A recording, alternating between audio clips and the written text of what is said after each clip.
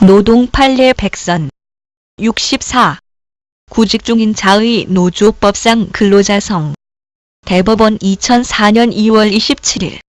선고 2001-28568 판결. 노동조합 설립신고 반려처분 취소. 조상균 전남대 법학전문대학원 교수의 글입니다. 1. 사실관계. 원고 X노조는 199년에 서울지역 여성 근로자들의 지위 향상을 목적으로 설립된 비법인 사단이며 2000년에 피고 Y인 서울특별시의 노동조합 설립 신고를 하였다. 지역의 여성 노동자들을 대상으로 하는 걸 보면 일반 노조겠네요.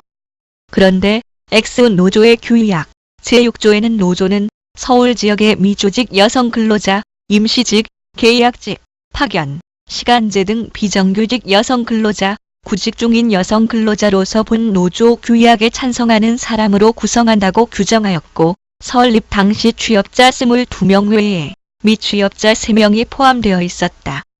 이에 피고 Y는 구직 중인 여성 근로자, 즉 근로자가 아닌 자의 노조 가입을 허용하는 것에 대해 노조법 제2조, 제4호 라목, 제12조 제3항의 규정을 적용하여 설립신고 반려처분을 하였다. X노조는 반려처분의 취소를 구하는 소송을 제기하였고 1심과 2심 모두 구직 중인 여성 근로자 역시 노조법 소정의 근로자에 해당하는 것으로 판단되므로 피고 Y의 반려처분은 위법하다고 판단하였다. 이에 피고 Y가 상고한 것이다. 2. 판결의 내용. 1. 입법 목적에 따른 근로자 개념의 해석. 근로기준법은 현실적으로 근로를 제공하는 자에 대해 국가의 관리 감독에 의한 직접적인 보호의 필요성이 있는가라는 관점에서 개별적 노사관계를 규율할 목적으로 제정된 것인 반면 노조법은 노무공급자들 사이의 단결권 등을 보장해 줄 필요성이 있는가라는 관점에서 집단적 노사관계를 규율할 목적으로 제정된 것이므로 그 입법 목적에 따라 근로자의 개념을 상이하게 정의하고 있다. 이 노조법 제2조 제1호 및 제4호 라목 본문의 근로자. 노조법 제2조 제1호 및 제4호 라목 본문에서 말하는 근로자에는 특정한 사용자에게 고용되어 현실적으로 취업하고 있는 자뿐만 아니라 일시적으로 실업 상태에 있는 자나 구직 중인 자도 노동 3권을 보장할 필요성이 있는 한 그 범위에 포함된다. 여기서 법조문을 보자. 제2조 정의. 1. 근로자라 함은 직업의 종류를 불문하고 임금, 급료, 기타 이에 준하는 수입에 의하여 생활하는 자를 말한다. 4. 노동조합이라 함은 근로자가 주체가 되어 자주적으로 단결하여 근로조건의 유지 개선 기타 근로자의 경제적 사회적 지위의 향상을 도모함을 목적으로 조직하는 단체 또는 그 연합 단체를 말한다. 다만 다음 항목의 1에 해당하는 경우에는 노동조합으로 보지 아니한다. 라. 근로자가 아닌 자의 가입을 허용하는 경우. 다만 해고된 자가 노동위원회에 부당노동행위의 구제 신청을 한 경우에는 중앙노동위원회 재심판정이 있을 때까지는 근로자가 아닌 자로 해석하여서는 아니 된다. 3. 노조법 제2조 제4호 라목 단서의 의미. 일정한 사용자의 종속관계를 조합원의 자격 요건으로 하는 기업별 노동조합의 경우와는 달리 산업별, 직종별, 지역별 노동조합 등의 경우에는 원래부터 일정 사용자의 종속관계를 조합원의 자격 요건으로 하는 것이 아닌 점에 비추어 노조법 제2조 제4호 라목 단서는 기업별 노동조합의 조합원이 사용자로부터 해고됨으로써 근로자성이 부인될 경우에 대비하여 마련된 규정으로서 이 같은 경우에만 한정적으로 적용되고 원래부터 일정 사용자의 종속관계를 필요로 하지 않는 산업별, 직종별, 지역별 노동조합 등의 경우까지 적용되는 것은 아니다. 4. 결론. 구직 중인 여성 근로자 역시 노조법상의 근로자에 해당하므로 X노조의 조합 설립 신고를 반려한 이 사건 처분을 위법하다고 판단한 원심의 판단은 정당하여 Y의 상고를 기각한다. 라고 하였습니다. 3. 해설. 1. 대상 판결의 의의 및 특징.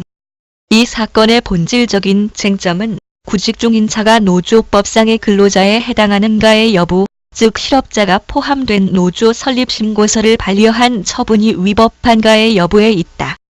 실업자의 노조 가입 허용은 1998년에 출범한 제1기 노사정위원회의 합의 사항이며 국회에 실업자의 초기업 노조 가입 허용 쪽으로 법안이 제출되기도 하였으나 상임위에서 실업자 개념에 대한 논란이 제기되어 법제화되지 못하고 현재에 이르고 있다. 이런 상황에서 나온 이 판결은 몇 가지 특징을 가지고 있다. 첫째, 직접적인 근로계약 관계가 존재하지 않는 실업자의 노조법상 근로자성에 대해 정면으로 다루었다는 점이다. 둘째, 노조법상 근로자성에 관한 판단 요소에 대한 종래의 판례와 다른 판단 요소를 제시한 선례로서의 특징이 인정된다. 무엇보다도 입법 목적상 근로자의 개념이 다를 수 있음을 인정하여 실업 상태에 있는 자나 구직 중인 자도 노동 3권을 가질 수 있음을 최초로 인정한 대법원 판례로서 이후에 적지 않은 영향력을 주었다는 점에서 의의를 찾아볼 수 있다. 이 입법 목적에 따른 근로자 개념의 판단.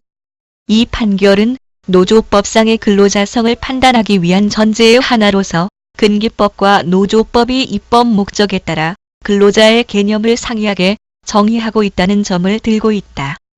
종전 판례는 노조의 구성원인 근로자와 사용자 사이에는 고용에 따른 종속 관계가 있어야 하고 이러한 관계가 없는 자는 노조법이 정한 적법한 노동조합을 조직할 수 있는 근로자가 될 수 없다거나 근기법이나 노조법이나 종속노동의 대가로 생활을 영위하는 자의 보호를 위한 방법론적인 차이가 있는 것에 불과한 것이다라고 하여 노조법상 근로자도 근기법상 근로자와 동일하게 사용 종속 관계의 존재를 근로자로 인정하기 위한 종속 변수로 파악하고 있었다.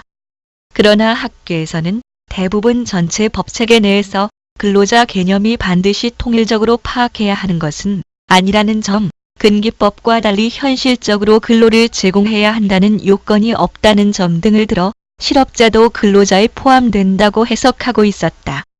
이 판결은 학계의 입장을 받아들여 노조법의 목적에 맞게 노조 활동의 주체로서의 근로자를 보장해 줄 필요성에 따라 파악한 것으로 보여진다. 3. 노조법 제2조 제4호 라목 본문의 근로자. 이 판결은 법률의 체계적 해석이라는 관점에서 노조법 제2조 제1호에서 정의한 근로자 개념과 제2조 제4호 라목에서 규정한 근로자가 아닌 자가 해석상 연관성을 가져야 한다는 전제하에 이 두 개념은 동일하며 입법 경위와 그 취지를 고려하여 단서의 규정에도 불구하고 실업자는 기업별 노동조합에서는 근로자가 아닌 자에 해당되지만 산업별, 직종별, 지역별 노동조합, 즉 초기업 노동조합의 경우에는 적용되지 않는 것으로 보고 있다. 따라서 적어도 초기업 노조의 경우에는 일시적으로 실업 상태에 있거나 구직 중인 사람이라 해도 자신의 노동력을 제공하고 임금, 급료 기타, 이에 준하는 수입을 받아 생활할 의사나 능력이 있다면 장차 취업할 회사 등을 단체 교섭의 상대방으로 하여 채용 그 자체 내지 채용 조건 등을 주된 교섭 사항으로 단체 교섭을 할 수 있으므로 헌법 제33조 제1항에서 보장하는 단결권의 주체가 되어야 할 필요성이 있다고 보아야 할 것이다. 다만 최근 대법원은 노조법 제2조 제1호 및 제4호 라목의 근로자라 함은 특별한 사정이 없는 한 특정한 사용자에게 고용되어 현실적으로 취업하고 있는 자에 한정하는 것이 원칙이라 할 것이다라고 판단하면서도 취업 시기를 특정할 수 없을 뿐 취업 자체는 확실시되는 자의 경우 근로 3권을 보장할 필요성을 부정할 수 없는 등 노조법상 근로자성을 인정할 특별한 사정이 존재하는 경우에 해당한다고 하고 있다. 즉 원칙적으로 노조법상 근로자는 취업하고 있는 자에 한정해야 하지만 예외적으로 근로 3권을 보장할 필요성에 대해 근로자성을 인정할 특별한 사정의 하나로 보고 있는데 이는 노조법상 근로자성 판단 법리의 변화가 엿보이는 대목이다. 4. 노조법 제2조 제4호 라목 단서의 의미. 학계에서는 노조법 제2조 제4호 라목의 단서가 단서로서의 의미를 가지려면 본문의 근로자는 취업자만을 의미할 수밖에 없다는 점을 비판하면서 이 조항의 입법 취지는 사용자의 인사권, 즉 해고권 남용으로부터 근로자의 단결권을 보장해주기 위한 것이므로 노조 형태를 제한적으로 해석하여 기업별 노조에 가입한 근로자에 대해서만 적용되는 것으로 파악해야 한다고 주장해왔는데 대상 판결도 이런 학설의 입장을 받아들인 것으로 볼 수 있다. 이 점을 구체적으로 판단한 판례는 이 판결이 처음이었다. 한계와 과제. 이 판결은 아래와 같이 몇 가지 한계가 있다. 첫째, 입법 목적에 따라 근로자 개념이 상이하다는 점은 인정하면서도 기업별 노조의 경우에는 사용 종속 관계가 인정되어야만 단결권의 주체인 노조법상 근로자에 해당한다고 판단하고 있어 입법 목적을 협소하게 해석하고 있다. 둘째, 노조법 제2조, 제4호라목 본문에서 규정하는 근로자와 단서에서 규정하는 근로자를 조직 형태에 따라 달리 해석하여 다소 기형적인 판단을 했다는 비판을 면하기 어렵다.